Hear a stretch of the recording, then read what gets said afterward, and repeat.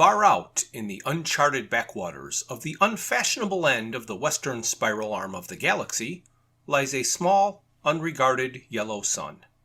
Orbiting this at a distance of roughly 92 million miles is an utterly insignificant little blue-green planet whose ape-descended lifeforms are so amazingly primitive that two of them still think doing a podcast called Digital Watches Are a Pretty Neat Idea is a pretty neat idea.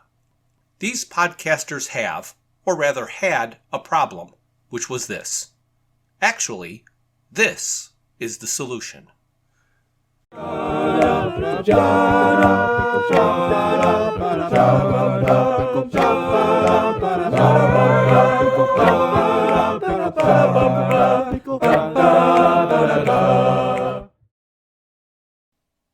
Hey, Bryan, what's this? Well, Jeff, this is our rendition of Boats, Trains, and Automobiles. Boats, Trains, and Automobiles. That is exactly right. Oh, man. We're back on the BBC America's Dirk Gently's second season. Yes. And we are going to talk about the first half of the second season. Right. Now, I remember that I did watch this before. Uh-huh. But before I started watching episode 1, I could not tell you a single thing about it. Isn't that funny? Because and then it started, and I had oh my God, this was that? I remember this. Yep. And I remember when we first started talking about covering this, I had a memory of boats and trains and that kind of thing in a field. And for some reason, it's odd to me that it's this second season and the boat that sticks in my head so much. I don't know. It's just a visual image I couldn't get out. Right. Well, just when you thought it could not get any weirder, they did this season. Oh, this is definitely an extension of and now for something completely different. Definitely is. So we'll jump right into episode 1. It's called Space Rabbit. And this episode starts out in another reality. Right. I can only compare it to an adventure-type video game. Mm-hmm. Basically, there are two warring families, and members of one family are chasing members of the other family, and they have pink hair, and the guy who's being chased, his name is Pantotrost, and they pull out giant swords. Oh, no, wait. They're scissors. They're gigantic scissors. I know. How weird is that? They sword fight with these giant scissors, and then there's this guy, Silas, and he's got a huge champion whose name is Wygar. And they get there, and then his other men run off, and it turns out that Pantotrost and Silas are a couple. Mm-hmm. And it's kind of a Romeo and Juliet story, and Trost runs off to fulfill some unstated prophecy, and Silas calls out for him to go find Dirk Gently. Mm-hmm. And like, oh wow, how are they going to put all this together? I know. And I'm through the 5th episode, and I'm still going, how are they going to put all this together? They're going to put it all together in the middle 20 minutes of episode 10. That's a pretty good prediction. Oh my gosh. So after the opening credits, we start out back where we kind of left off at the end of last season. Mm-hmm. We're going to learn where everybody is and what they are doing. Right. And we jump over to the Blackwing facility where they wake up Dirk Gently and they want him to go through another day of fruitless psychic training. Mm-hmm. He said for the 197th time. Mm-hmm. And he keeps telling him he's not psychic, and that's not how it works. And Rifle, or Friedkin, he is referred to as Friedkin all the time in this one. He is officially in charge, and he's just telling Dirk to try harder. Mm-hmm. So Friedkin has this stress doll with eyes and ears and a nose that pops out when you squeeze it. It's kind of like a snowman or a peanut-shaped thing. Yeah, it actually has a name. It's called the Panic Pete Stress Toy. Oh, Panic Pete. Mm-hmm. I figured it had to have a name, Yep. but there we go. Uh-huh. Anyway, when you play with Panic Pete, his eyes bulge out and his little ear tubes or whatever stick out. Mm-hmm. It's quite entertaining to watch him get frustrated. I guess that's what brings down your stress, is when you watch how silly that thing looks when you're Mm-hmm. squeezing it. So anyway, Dirk feels that he is stuck in Blackwing and that he is going to be there forever. Mm-hmm. We get to check in on Todd and Farah, and they are in a car traveling in the country, and they are on the lam because they're being chased. Mm-hmm. And they want to find Blackwing so they can find Dirk, so they can find Amanda. Todd is totally invested in the everything is connected way of thinking. He's totally bought into this now. Right. And they're on their way to meet Farah's brother, an agent of Homeland Security. Mm-hmm. And they have been using his login information to get leads on Blackwing, and he found out. Right. So now Farah's got to answer to her brother because she's been hacking into his government account from Homeland Security. So Amanda is with one of the members of the Rowdy Three, Vogel. Right. The young one. The young one. And they're looking for the others. And I thought this was going to answer a question that I had of why there are 4 in the Rowdy Three. Mm-hmm. Because I suspected that Vogel was not captured by Blackwing like Amanda and only took the other 3 because he wasn't really one of them, but he just kind of hooked up and traveled with them like Amanda did. But that didn't make sense because he always fed on the energy of Dirk or Amanda or whatever. So that wasn't gonna... It kind of contradicted itself, which, again, works perfectly for a Douglas Adams work. Right. And at one point in the future episode, they reference adding the 4th to the 3, and Yes. it made it worse. Right. So, or well, worse in their minds. So I'm assuming that that's where, Vogel got added. But of course, Vogel and Amanda were sent off by the Rowdy Three in the end of the first season. Right at the end, while they were about to be attacked, he sends them off to protect him. So Vogel was doing his job, trying to take care of Amanda. Right. Okay, so we're going to jump back to Todd and Farah, and they arrive at a field with a large abandoned boat in the middle of it for some reason. Her brother called it the Bergsburg boat. Mm-hmm. The name of the boat is the Infant Male Pollock Francis. Is it Pollock or Polly? I didn't get that one. Pollock. So I did freeze the video when very they showed good. the name of the ship. I had written down Polly because it goes by so quickly, but Right. I'm glad you did that because Pollock. Not sure where they get the name from, but pollock, of course, is a type of fish. Right. Yes. I know. Infant male pollock Francis. And actually, I don't think they ever answer divulge this. the purpose of the name. Right. Yes. That's my recollection too. Of course, I haven't watched the rest of the episodes, so I was kind of hoping there'd be some kind of solution to that. So Farah's talking to her brother, and he informs her that their father died a month ago, and he was unable to contact her to tell her about it. Mm-hmm. And Todd realized that he's getting low on his pararibulitis medication, and then a police car approaches and pulls behind Todd. The sheriff/tow truck driver, a chatty fellow, has him get out of the car. As Todd is being scolded for parking on a state road, Todd has an attack, and he believes that he is overrun by flies. Farah gets there, puts him in the car, and they drive away. And they leave behind Todd's prescription bottle. We get introduced to a new character here. Her name is Susie, and she is a worn-out mother of an insanely rude and angry teenager. Oh, yes. He is absolutely. throwing a fit, and he threw a bunch of firecrackers in her car because she did not get him the concert tickets that he wanted. She confiscates his phone, and on her way to work, she drops off her husband. She sees Todd sitting in the car outside of a motel, and she drives away. She passes Bart on a bicycle going the other way. Bart on a bicycle. I just absolutely love that. And of course, she's completely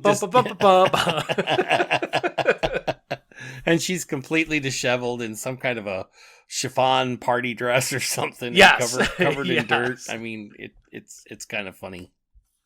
At her work at the quarry, we learn that Susie was in an accident. She has an unreasonable boss who yells at her seemingly for everything.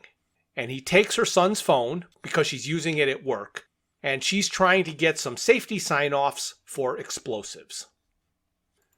And when I wrote that down, because they were so specifically in telling us that it was safety sign-offs for explosives, I thought, oh, I better write this down because I bet explosives are going to come into this. Oh, yes. Well, you got to assume those things when you're going through. However, I'm still waiting. So back at the Blackwing facility, Friedkin is in the room of another subject, and they call him Project Moloch, and he is the most powerful subject. He is an old man apparently in a coma after having a stroke when he was transferred. So Friedkin goes to see another one of the projects, Project Alpha. A.k.a. Ken. In a taxi. taxi. Ken in a taxi. I think it's really funny that they've got him chained into the taxi. But why is he in a taxi? I don't know. Let me say that again. I do know, because that was where they finally caught up with him. The last time we saw them, Bart and he were standing in front of hundreds of military people, right, about to be pounced upon. Right. And we don't really get a satisfactory answer. I don't remember them being in a taxi cab. And if they were, man, they shined it up for him. Yeah, maybe they were trying to prevent it from spreading disease or something. Because Friedkin always goes into the area with Ken in the taxi wearing a complete biohazard suit. Yes, that's right. A complete fool of himself. Oh, and Rapunzel is in the cab with him. Right. And he is hooked up to an IV, and I'm guessing that's what keeps putting him to sleep. Mm-hmm. And he keeps getting shocked awake by Friedkin. Right. That seems to be their standard mode of operation. Yes. They shock people awake. And then so Ken is pleading for help getting out of there, and Friedkin asks him what his power is, since the only one who's ever survived being with Project Marzana, a.k.a. Bart. Ken says, I don't have a superpower. I'm a tech guy. And Friedkin also wants to know how the dog works. Right, how the dog works. So Ken is getting upset. So, of course, Friedkin shocks him and then tells him about the other projects he has locked up. Ken says they can't be locked up and need to be out in the world. Friedkin interpreted that as that they needed to be brought together. Mm-hmm.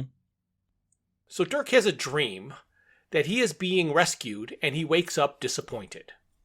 Right. And the funny thing about the dream, of course, it's about there might have been one or two references. I think there are two that I officially noted in this season, and this is one of them. They reference Thor, right, being a helpful member of his dream team that provides his rescue. Right. And Dirk says, I knew I could count on Thor. Yes. So Dirk is brought to the room of Project Moloch. And Dirk says that he knew him long ago when he was small. Mm-hmm.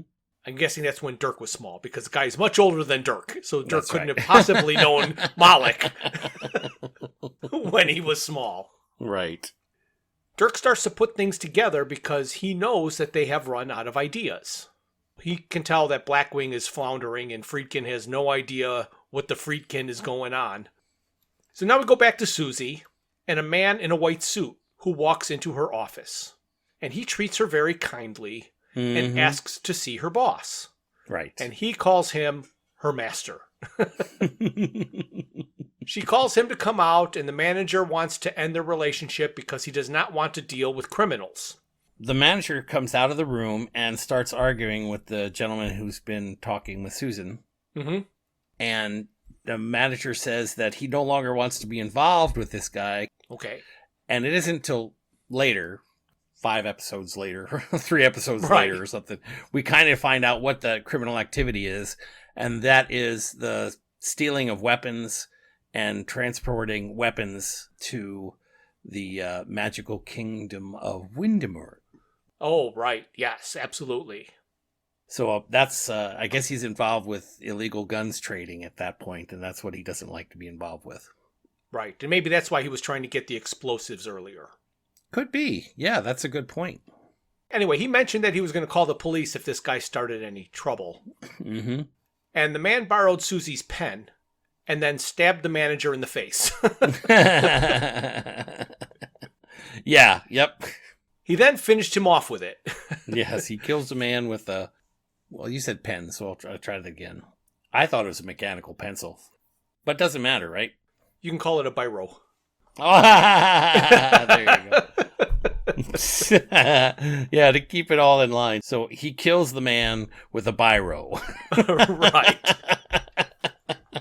Repeatedly stabbing him in the eye. It's quite graphic. So this guy in the white suit then asks Susie a very similar question that Dirk asked Todd when they met. Have you noticed an acceleration of strangeness in your life? So Todd and Farrah follow one more lead that she found that had any connection to Blackwing. Right. It is a creepy, old, abandoned house in the middle of nowhere, surrounded by a military fence and electronic security.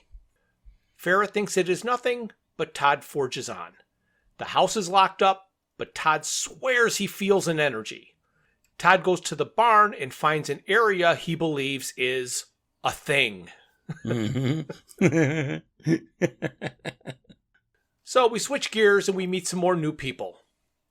The sheriff who talked to Todd and his deputy Tina, who gets high, drunk, and sleeps in her car when on duty because nothing ever happens. Oh my gosh. I love Tina, actually. Tina is very good. And what's funny, I mean, well, you know me, I'm not really great at recognizing actors and actresses. I immediately assumed this was a different actress. The actress that plays this role, her name is Izzy Steele. Okay. And she's pretty much known for this role. Okay. She has a few other things that she's done, but even throughout the entire season, I got the strong feeling that she was very much an actress like Alice Wetterland, who we know in Resident Alien as Darcy. Oh, okay. So when I saw her, and you should, I mean, it's odd to me that their mannerism and actions seem so similar. And I do really like her throughout this entire season and show. Yes, I'm going to say that when I first saw her, I was not really a fan. And there's only one reason why, and I got over it very quickly. Mm-hmm. At this point in the show, when we meet Tina, mm-hmm. all we did was see Bart drive by on a bicycle. And if you weren't paying attention, you might not even have noticed that it was Bart. Oh yeah, absolutely. It was meant to be like that. You're right. So there are many TV shows that go from one season to the next, and they had a really great character that doesn't come into the next season, so they create another character that has a lot of the same characteristics. Right. Just chaos. Mm-hmm, They took the chaos of Bart and they put it in this deputy. And I didn't like her just because I thought she was a replacement for Bart and that Bart wasn't going to be in the episode anymore. Oh, that would have been disappointing. But then when I noticed that Bart is a big part of this season, I'm like, okay, Tina is her own thing now. And I could appreciate Tina for who she was, knowing that she wasn't this cheap replacement for Bart. That's awesome. Yep. back at this office with the sheriff and Tina, he turns on the computer screen and he shows Tina the wanted posters, basically, for Todd, Farrah, and Amanda. He's pretty much starstruck because he's thinking, oh my gosh, I actually have something I have to do as a sheriff. Yeah. Yeah. He's like, oh, cool, look, they're wanted by the FBI. Right. Oh.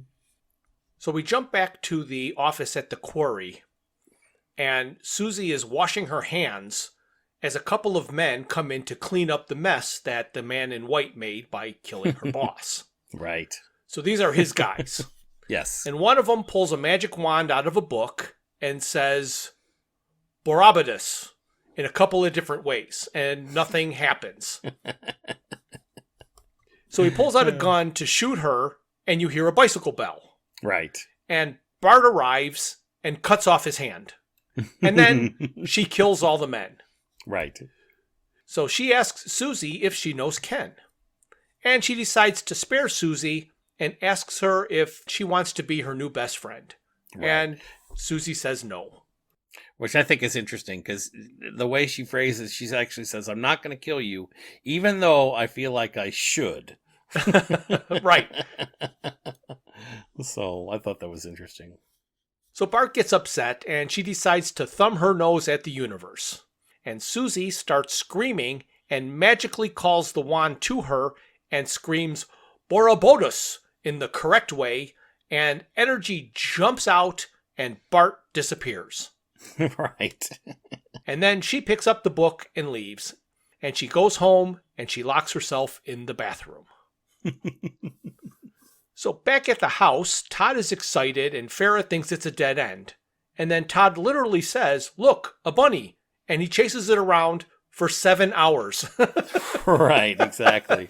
It's sort of implied at that time when Susie flips the wand and flips it out at Bart. Bart kind of disappears. But later we find out that she says, after she flipped the wand at me, I immediately found myself in a hole. And it made me think, I think the result of that was that she turned her, Bart, into a rabbit. And transported her to the house. Yeah. Where Exactly. Todd was. Yeah, exactly. And that Todd was actually chasing Bart around in her rabbit form until the spell wore off and she became Bart again. I mean, I think that's the way they would have thought through this process. Yes. Oh my gosh. So Farrah is ready to give up. Mm-hmm. And she told Todd that there's not going to be anything weird that's going to happen to tell us that this is a sign. And then, of course, at that moment, a car fell out of a tree. Yes, and you heard him correctly. A car fell out of a tree.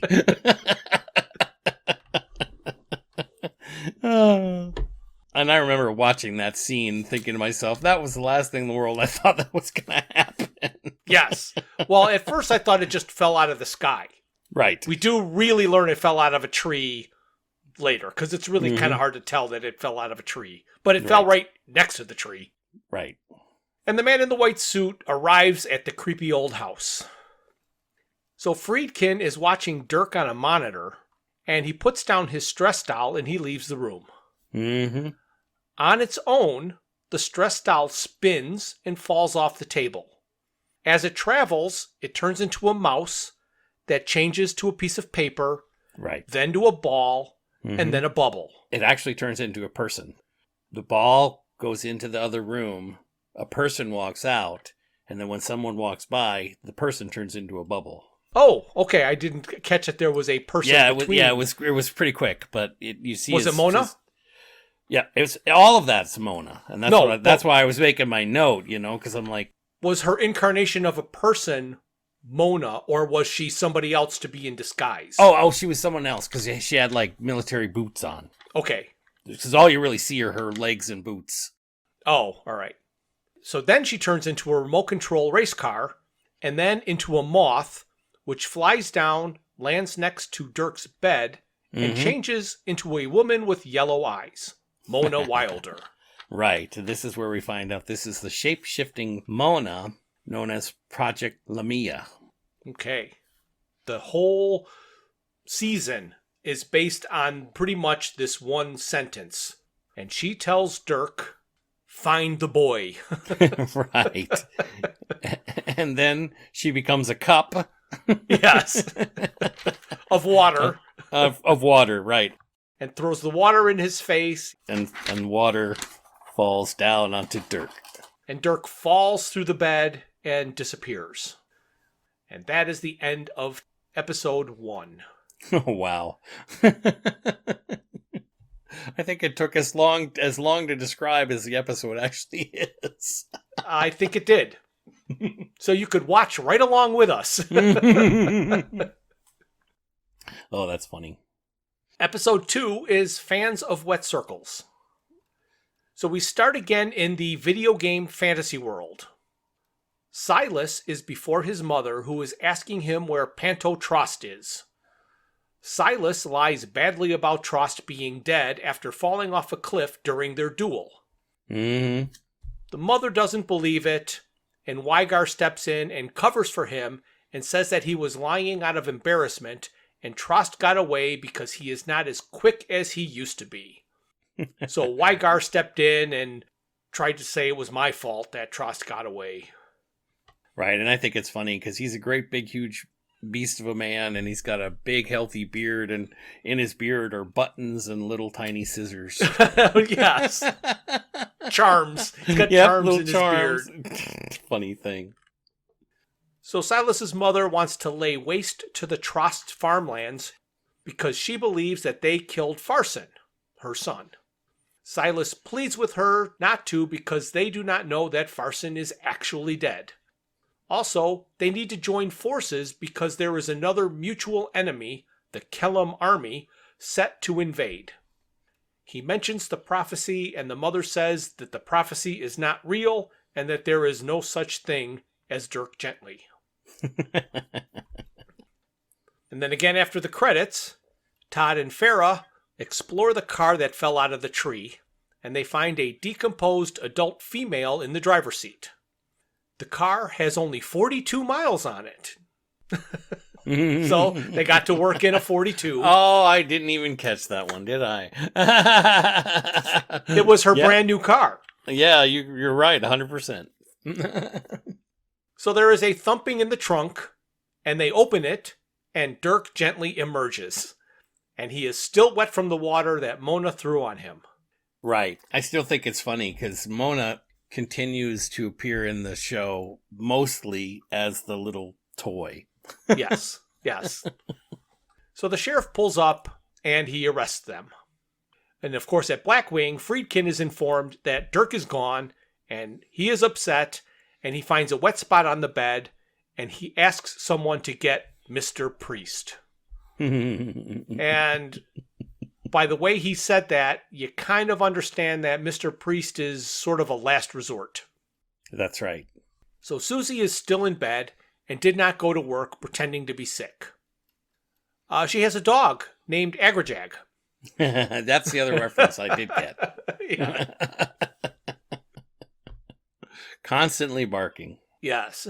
She goes to the bathroom and tries to wash the blood out of her dress in the sink. She then takes the book and the magic wand and casts a spell that cleans them. She goes outside and wants to see what else her wand can do. She healed her injuries from her accident. She also gave herself a makeover. Mm-hmm. She has a confrontation with her son and was mean to him. She felt bad afterwards and tried to apologize. At this point, it seems that Susie really has a rough life at work and at home, and you want to feel sorry for her and want to start to like her. Right. Don't.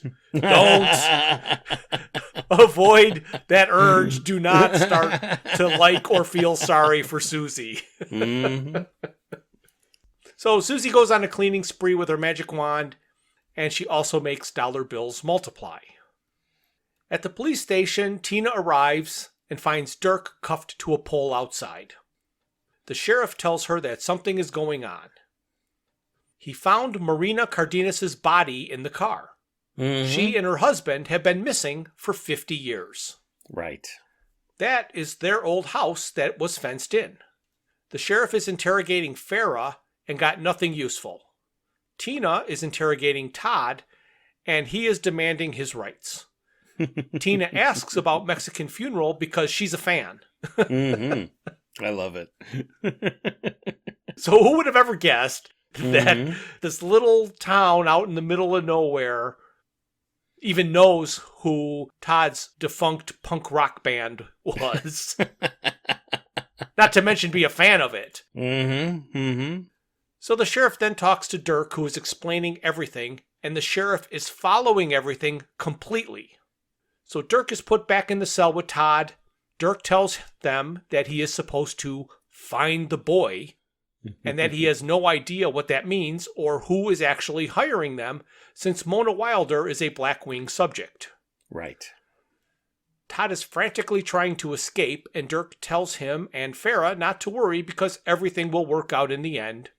And, of course, it does. The sheriff and Tina let them out to assist on their case. Amanda is trying to have another vision, but nothing scares her enough to have a good one. She has to up her game. Amanda lies down on a railroad track and lets a train pass over her. It worked, and Vogel was able to feed on her energy, and she had a vision and knows where to go. That had to be just horrifying. I know. On your back, looking up at a train and just letting it roll over you. Yeah, Man. and then her paraorbiculitis, in the scene right after that, makes her feel like she's been split in half. Right. Yeah. Weird. Scary. Yes, we jump back to Ken, who's in the white room and in the taxi. And Friedkin asks him if he knows Dirk Gently. Ken says he met him once. Ken explains that the best way to get someone to help him is to help them first. And that gave Friedkin an idea. Yeah. He's going to help the Rowdy Three. The wrong idea, but an idea. Yeah. So he brings them up. They are kind of in these submerged solitary prison silos. And it almost seems like they were frozen down there because kind of like steam and stuff comes up. Right. Well, they're definitely in some kind of suspension gas or something. They mentioned the gas, keeping them asleep. So he talks to the leader, Martin. And Martin tells him that they have unfinished business.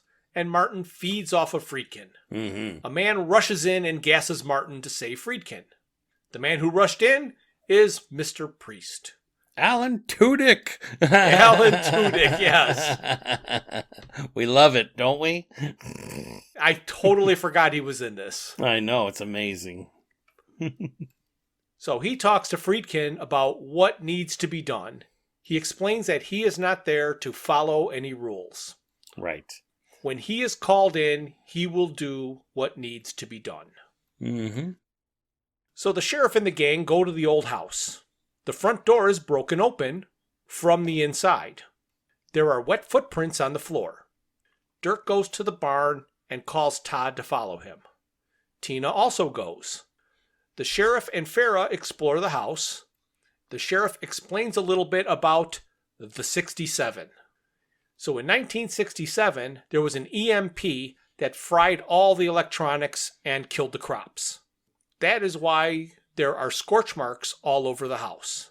The Cardenases went missing a few days before that happened. They follow the footprints into a room, and they start in the middle of the room. As the sheriff and Farah talk and look around, the man in the white suit comes up behind Farah. She turns suddenly, and he disappears. At the barn, Dirk finds what looks like a toy gun, and it shoots a powerful, invisible blast. They go outside to test the gun by shooting a tree over and over. They discover there is a man in the tree. It is Hector Cardenas, the woman who was in the car's husband. Farah saw marks in the house indicating that they had a child, and Dirk decides that is the boy he is supposed to find. And he's actually correct. Susie's son is in his car driving and listening to music. All of a sudden, he hits something. It is Pantotraste. Okay, so Susie's husband comes home, and this is where we finally begin to understand that Susie may not be the innocent we thought she was. No. And Bob makes the comment that you really can't change who you are. No. Implying that she is not a good person, but a bad person. Correct. So anyway, he did not see that she had cleaned up the house or herself. Mm-hmm. He's also worried about the cost of what she did. Right. So when she was told by him that she can't change, she zapped him with the wand and turned him into her slave. The dog was barking and she sent him to get rid of it. And he did. Yes. No more Agrajag. No more Agrajag. That was one of his incarnations. Yes, that was. What you couldn't really see is that Arthur Dent was just around the corner. That's right. Oh. Episode 3 is called Two Broken Fingers. So this episode starts out with the close-up of a child's hand drawing on a wall. And then we jump to the fairy tale land and we see Pantotros' father walking among burning fields, ready to go to war over his son, who is missing, presumed dead. His daughter is trying to talk sense into him the same way Silas was talking to his mother. She knows that this is all over a missing boy, Farson. Her father met up with the Kellam Knights who brought him a weapon, a gift from the mage, an automatic rifle. So this is one of the weapons that the guy at the quarry was helping the man in the white suit get. Correct. Yep. So at the police station, they all get a change of clothes. Old police uniforms and hippie rock star clothes. And it isn't Todd, the one from the punk rock band who's in the hippie rock star clothes. It's right. Dirk. Yeah, Todd's wearing a forester's outfit. Yeah. They are slowly chiseling the tree to expose the body inside. And Dirk wants nothing to do with it. They discover the man was murdered before he went into the tree. As they are discussing it, Dirk comes up and tries to solve it, painfully wrong. The desk bell rings, and Bart is there to report a crime. They lock her up. And again, here's where you see her in her full regalia, covered with blood and mud. Yeah. In her chiffon dress. So she tells them that she was killing people after she fell off her bike and saw a woman with yellow hair crying.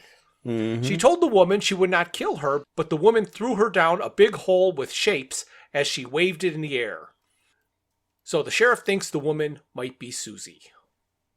Amanda and Vogel are trying to come up with a cover. Amanda suggests boyfriend and girlfriend, which totally disgusts Vogel. They are being trailed by Mr. Priest and Blackwing. Friedkin is trying to research the original subjects, and all that data is on a 5 1/4-inch floppy disk from 2000. And they're encrypted. Right. He wants to keep it hush-hush, so he enlists Ken, who told him he was a tech guy, to help.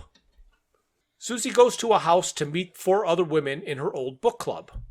Nobody is happy to see her. They have their book club excluding Susie. Mm-hmm. She wants the people to acknowledge her change, and they think she's having a breakdown. Right. She pulls out the pity party, and they set her straight. And so this is where the book club women just tell her exactly who she is. Right. She brings up the accident and her injuries, and they remind her that she was driving the carpool of kids that day while on Xanax. They remind her that she is one of the bad guys, and she pulls out her wand, and we see the windows light up from outside. Mm-hmm. Back at home, she runs into her son who wants his phone back, and then she realizes that her boss confiscated her phone, and he has been killed and shut in the trunk of his car. So now she's got to find a way to get that phone back. Right. Absolutely. So the sheriff, Dirk, and Todd go to Susie's house. Dirk goes around back and meets Susie's husband, who tries to kill him. He is eventually stopped by Todd, who uses his brass knuckles. At the station, Farah and Tina are examining the corpses. Farah asks about the woman having 2 broken fingers. The phone rings and Susie's son Scott is reporting a hit and run. So they go to check it out, and Dirk realizes that everything is connected. Tina radioed the sheriff and told him that they had to leave Bart by herself in the cell and nobody was going to be there to watch over her. Mm. Farah and Tina recognize the footprints as being the same as from the house. They follow the footprints, and they find Trost and confront him.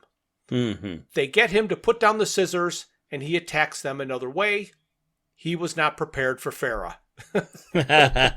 He actually attacks them with a yo-yo, which I think is pretty funny.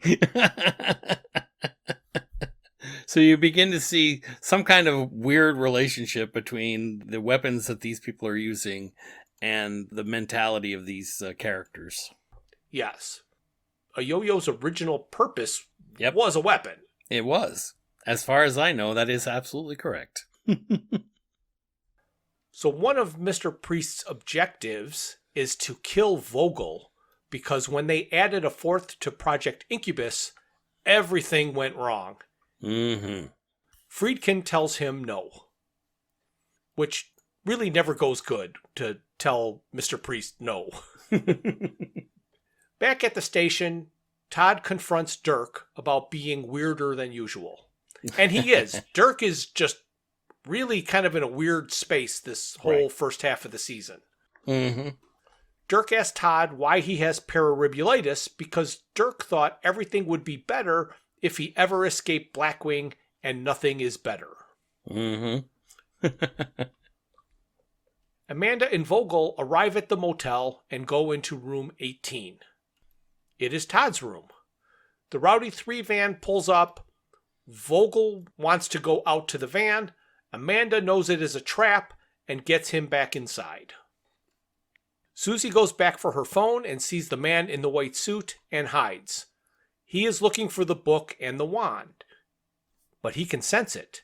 He's trying to get it back using his own wand, which is this giant S-shaped thing that looks like a much more powerful wand than Susie has. Mm-hmm. Well, she resists it and she gets away, and he is excited that it is Susie. Pantotrost woke up, so everyone goes to see him. He tells them his story. You know, Barnacle Blimp did such a great job last episode explaining the plot. I think we're going to have him tell Pantotrost's story. So, great. Take it away, Barnacle. My name is Pantotrost, Lord Prince of the Valley of Inglenook, in the land of Windamore. I came to your world through the Pool of Empty Throne, with help from Wati Watnasi, Forest Witch of the Santi Santiaga, who guides the Bafuki Nipu. She foretold the prophecy I seek to enact, that once the great dark wizard found his apprentice, no one in Windamore could defeat him, and his armies would come like a tide. The only hope to save Windamore is if the fiercest of foes were united. The great weapon is retrieved, and she who sees all opened a door into a dream, allowing through a man who, with him, would bring a boy, the boy who would save our world. So this was an entire story that basically gave very little information. Yeah, it reminds us of the scene from the season 1, right? Yes, because Dirk steps up and says, just quickly, who is the Dark Wizard? Who is his apprentice? Who are the foes? Who is she? What is the dream? Who is the man? What is the great weapon? And perhaps, most importantly, who is the boy? Oh my gosh. And Trost tells him that he doesn't have any of those answers. But what he does know is that the man who is going to bring the boy is Dirk Gently. Right, right. So we end this episode at the hotel with Amanda and Vogel holed up in the motel. Mr. Priest tries to lure them out, promising to reunite them with the others of the Rowdy 3. That does not work, so he uses a gas bomb. Vogel runs out and fights. He is subdued and captured by Mr. Priest. Mm-hmm. Amanda hits him with a brick, and Vogel feeds for a bit. Mr. Priest switches his gun to lethal. In a change of roles, Friedkin is ordering him not to take the shot. Again, echoes of season 1.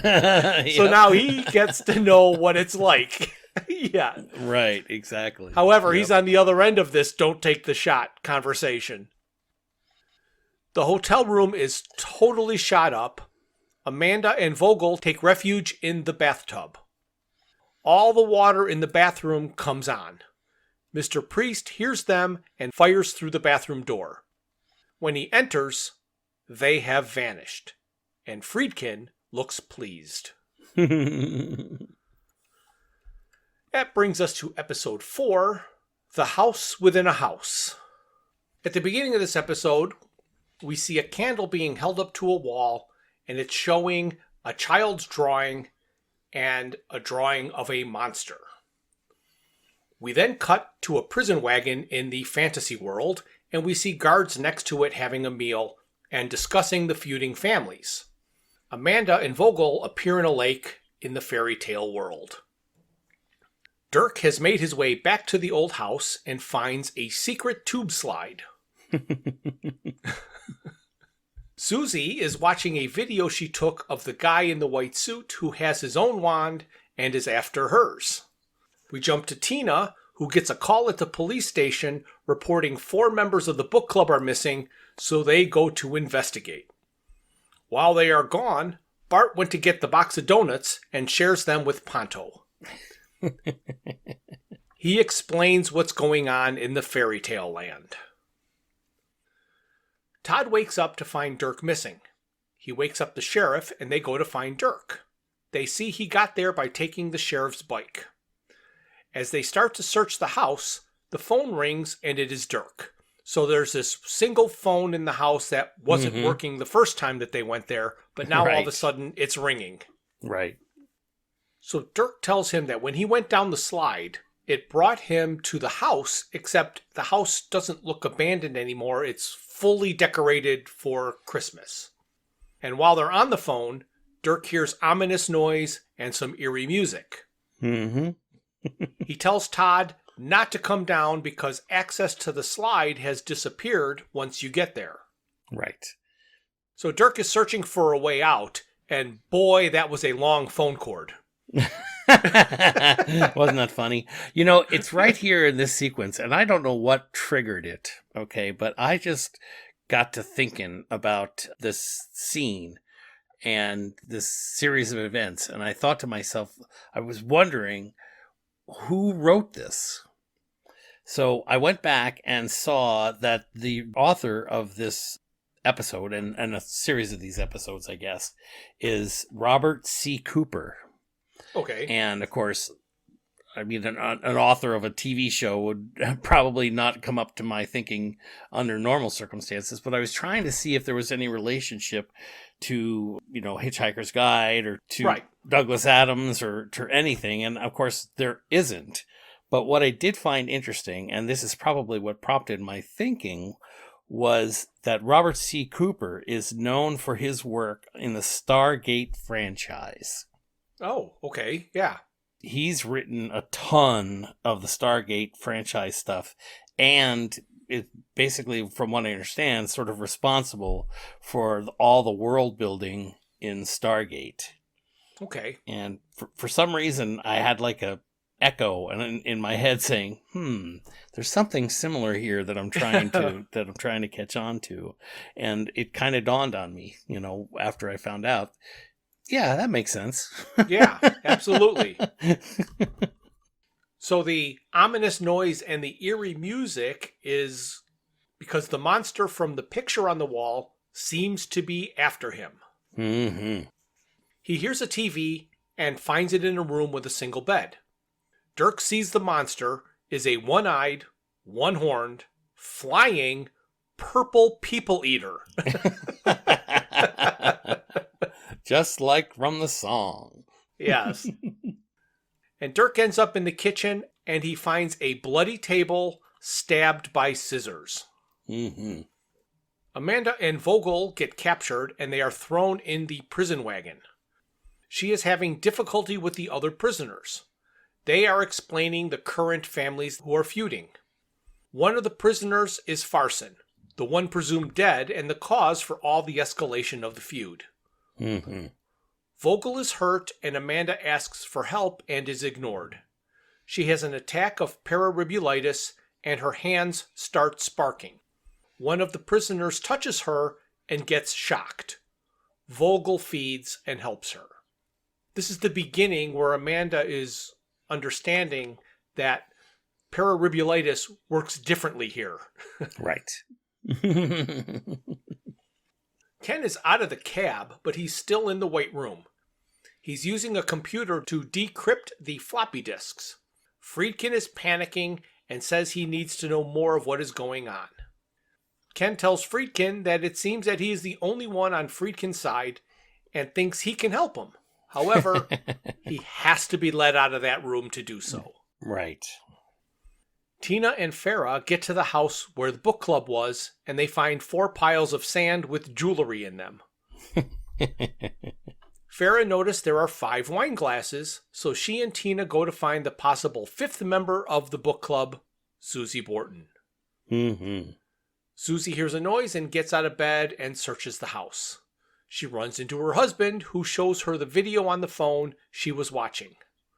Farah and Tina arrive. As she is about to answer the door, the man in the white suit grabs her. Tina gets a call, and when she is relaying the message to Farah, she mentions Dirk gently, and the man in white heard her. Mm-hmm. Todd decides to ignore Dirk and goes down the slide.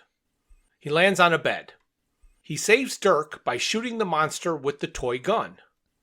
Dirk took the scissors, and they run. So Dirk was running with scissors. They jump out of the door into static, and then they are back in the real world. Mm-hmm. There's this brief moment that Todd and Amanda can see each other, and Amanda is still in that prison wagon. Right. They both have an electricity attack, and Amanda was surprised to hear the other prisoners could see the blue sparks around her. Mm-hmm. Now that Todd and Dirk are out of that other house, I guess within a house, they all went back to the police station, and Farah determines that the scissors are probably the weapon that killed the man in the tree. They all look to Dirk for the answer, and he has nothing.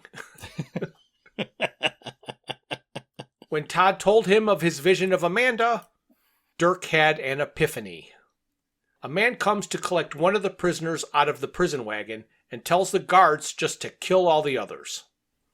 He sharpens his scissors and goes to kill Vogel. Amanda has an electrical attack and realizes that she can control it and zaps and connects herself to all the guards and lets Vogel feed. All the prisoners escape. Back at the house with Panto, they find a room with a Murphy bed, and Panto confirms it is where he fell. Dirk peels off the wallpaper off the walls to reveal child's drawings underneath. Panto tells him it is where he is from. The man in white explains to Susie that he is from the fairy tale land. He is the mage and created the second wand to have a partner to protect him from the prophecy. He tells her that she will have everything she wants if she has the wand and kills Dirk gently for him. So Susie now has a mission. Right. She becomes the apprentice. So the last episode that we're going to talk about in this episode is episode 5, Shapes and Colors. Or the Farscape episode. Right.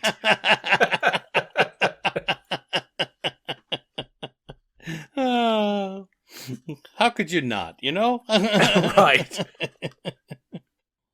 This starts out with the child's drawing of the witch woman in a prison wagon with Amanda on the wall and somebody saying, "Once upon a time," and mentioning things we have seen. She is holding the same type of stress doll Friedkin has. So we get to see the Rowdy Three in their holes, and they are all kind of talking and wondering how long they can go without energy. Mm-hmm. At the police station, Farrah and the sheriff go to the Borton house, and he deputizes Farrah, which helped her realize her dream of being a police officer. In the house, Susie is all frumpy again and limping, so she undid everything that made her well and beautiful. Farrah looks around and sees the ancient book. Susie blurts out that Scott ran over the dog. They ask her where Scott is so they can talk to him, and she tells them about the concert. Dirk, Todd, and Tina are at the diner. Dirk wants to do things in the traditional way, not his usual way. The owner of the diner comes to their table and tells them the pictures they have are of his house and his parents. Dirk is disappointed that he has no control of how he discovers clues. Right. He just wants to do boots on the ground detective work, not just wait for things to happen, Right. and then things just happen. So they bring the guy from the diner to the house, and they wonder if he is the boy they are trying to find. In the house, the man asks why the wallpaper is down, and he explains the story on the wall, which is the fairy tale land. Right. So Bart and Panto are talking in the jail, and she tries to explain the way she exists. Panto knows that she has had a hard life and says that he will bring her to the fairy tale land Windemore if he can. And then they dance. Kind of ridiculously dance. I know. But I got the joy out of that. Oh, yes. I love Bart character. It's so good, though. She does such a great job. Yes, she does. Farson is leading Amanda and Vogel through the woods. Amanda is upset because Vogel is asking questions to which she has no answers for. Mm-hmm. A net is thrown over Amanda and she is captured by some brightly colored creatures. Amanda wakes up in a cave surrounded by many creatures. She is with the witch. She is the voice Amanda hears in her visions. She tells her everything is connected. She asks Amanda who she is. Eventually, she figures out that she is the consciousness that controls the body of, sees through the eyes of, and hears the thoughts of Amanda Brotzman. And of course, this is why we laugh, because she is a snail, an old snail witch, Yep. they said. Okay. And her face and hat and body, other than her hands, which are, like 2 sets of hands in each arm. Right. Really weird. He's got like 10 fingers on each arm. And the reason that we brought up Farscape is because it's here with the old snail witch where we see the striking similarity. In Farscape, the ship's name is Moya, and Moya is a combination of technology and living being. Yeah. And inside of the living being of the ship is the pilot. They have a symbiotic relationship. Oh, right. Okay. And the old snail witch looks tremendously like the pilot from Farscape. Yes, absolutely. I didn't put it together, but now that you mention it, it certainly does. And it got to the point where I was so interested. I'm like, is it that they were coincidental? I mean, did they happen at the same time? And no, not at all. Because Farscape, of course, was 1999. And these shows were written in 2016, 2017. Right. And Farscape, all the puppetry was part of the Jim Henson Company. Right. So, Right. And I don't think the Hensons had anything to do with anything on the Dirk Gently. Right. I've seen. And there's very little in terms of puppetry here, except as I described her hands. Her hands have 10 fingers, so it looks like she has 2 hands blended together on each arm. But all of the brightly colored creatures and stuff that run around in their goofy costumes are not reminiscent of Muppets in any way, shape, or form. No, they're not. They're not. They're much more human-like. Well, except for inside the cave with the witch. Right. She's got some bizarre, odd-looking things with her. Right. So we jump back to the police station, and the man who might be the boy, Arnold is upset. He says that he is responsible for the 67, and he wished that the boat never fell from the sky. Right. This is interesting, because in this episode, we hear that for the first time. Mm-hmm. In fact, he says, the thing we brought back from the boat was not human, and I had to do it. So, again, some foreshadowing of what's going on there in this story. Right. And whatever he did, he says, ended the strange stuff happening. Right. And Dirk is putting more pieces together, and he gets more upset. They put Arnold in the evidence lockup, and he finds the air gun and tries to escape. He sees Panto and has a heart attack. And Panto is depressed because he may have killed the only person who could save his world. Believing he to be the boy. Yes. The man in white, the mage, is at Susie's house. He wants her to abandon the rules of this world. She changes and readies herself to go to the concert. Farah wants Dirk and Todd to go with her and Tina to the concert to find Scott. Tina is really there just to party. In Dirk's usual way, he finds Scott. In other words, he just bumps right into him. Just bumps right into him, yes. And after that, Scott runs. And then Susie arrives. Todd and Tina see them, and then Tina sees Susie is heading for Dirk. Susie is having trouble getting through the crowd, so she uses her wand and casts a peace spell, and everybody goes calm and lovey. Somehow during this, she drops her wand, and it keeps getting kicked just as she's about to get it again. So back in Windemore, the men of the mage are marching to attack. Vogel is trying to gather everybody and telling them to arm themselves. Amanda is with the snail witch and puts her hand in a pool of lights. With the witch's help, she is able to call forth the Rowdy Three, and they take care of the men of the mage by feeding on them. Right. So it's here that we discover in this conversation with the snail witch that the snail witch has been responsible for moving people around with the water. Yes. And she tells Amanda that her power is limited, or range is limited, and she could only do it for so far, but Amanda has much greater power and can do it from a much greater distance, and convinces her to pull in the Rowdy Three.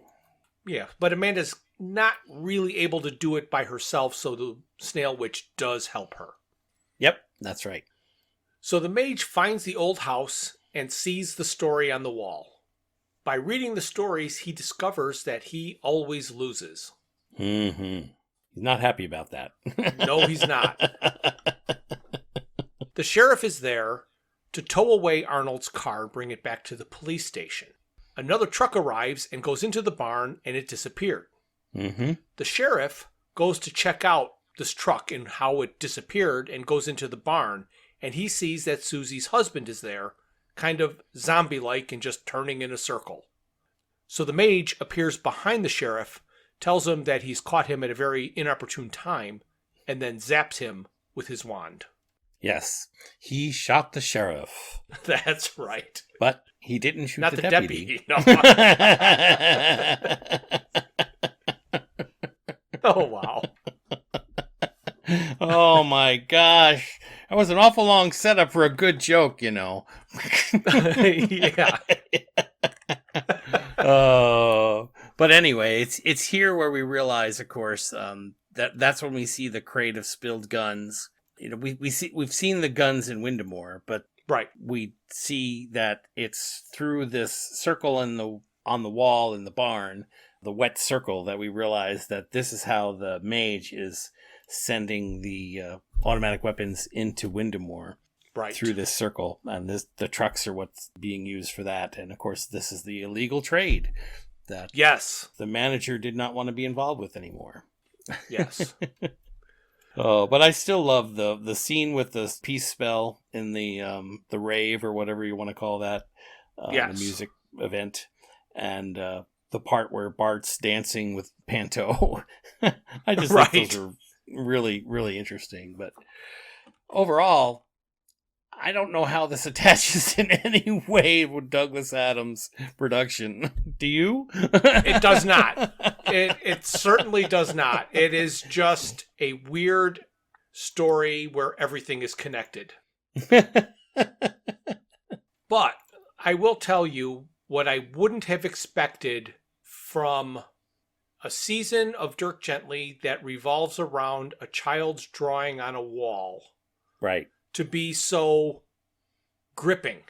It's got some tense moments in it, and it's got its feel-good moments, and it has its joyful, ludicrous moments.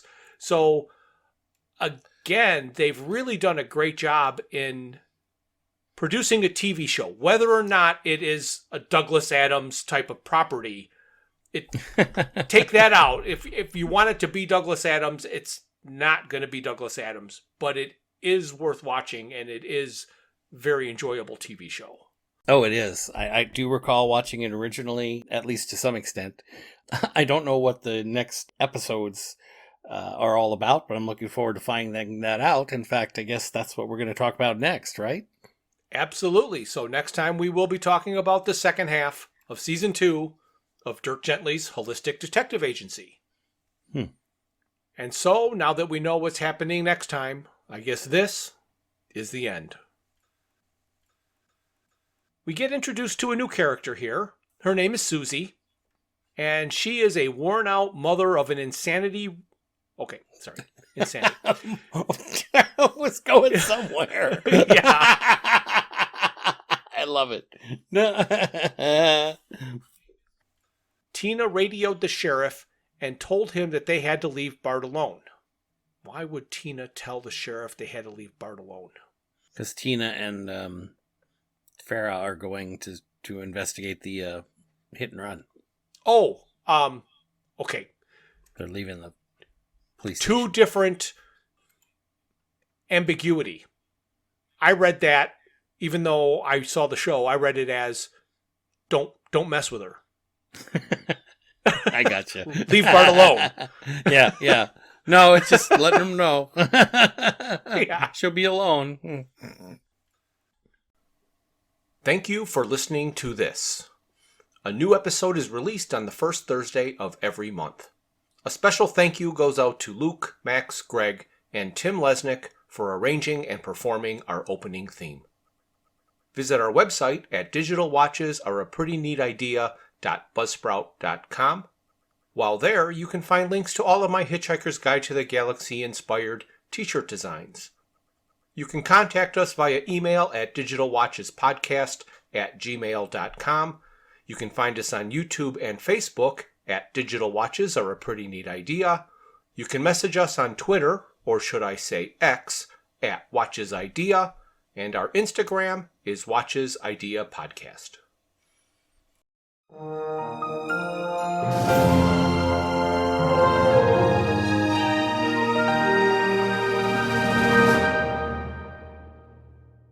This has been a Froods for Thought production.